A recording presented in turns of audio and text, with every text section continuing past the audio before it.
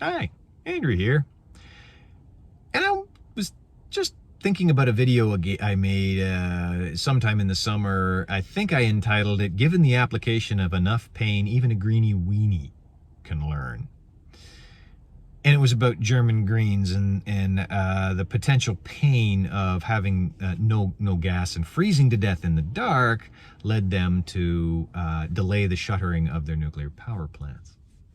And I made another video where I noted that Dumb and Dumber Blackface Hitler gave up on the imposition of martial law because the backroom boys yanked his chain hard enough that he had to give it up. And I noted somewhere along the way that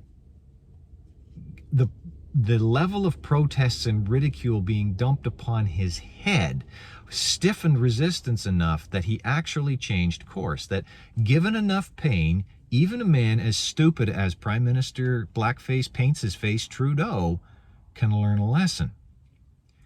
And it comes out in the last few days that he's giving up guns that have that scary black plastic on them that make him wet his pants in fear.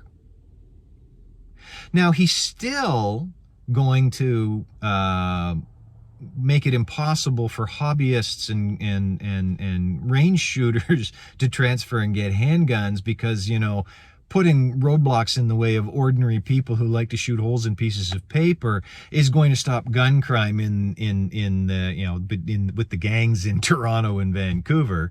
I mean, I said with enough pain he can learn, but he hasn't had enough embarrassment and pain and the application of backroom coercion for him to stop that.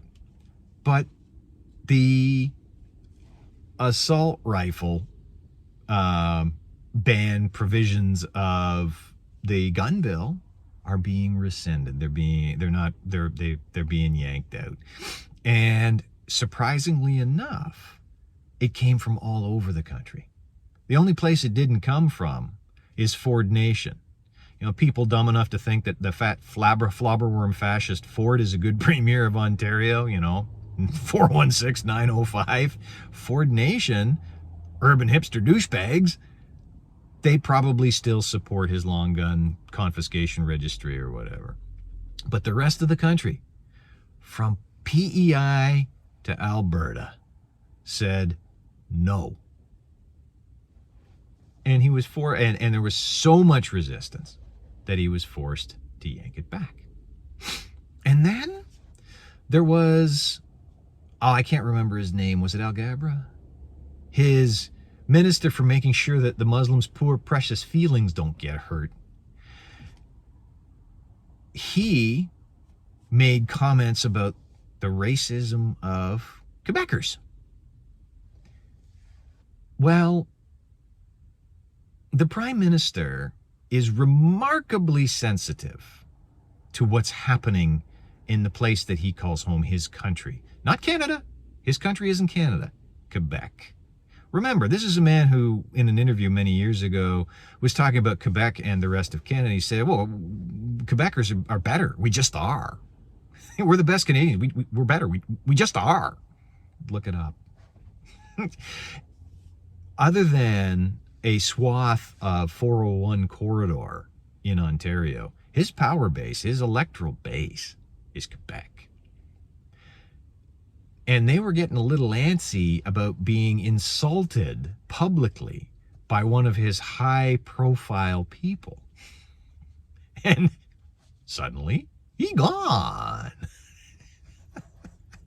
Given the application of enough pain, even a flatworm can learn. And apparently, Trudeau is a little bit smarter than a flatworm. I'm not sure, but it seems like he is. Thanks for watching. That was my time. Now is your time. And in the meantime, take care, and you'll see me soon.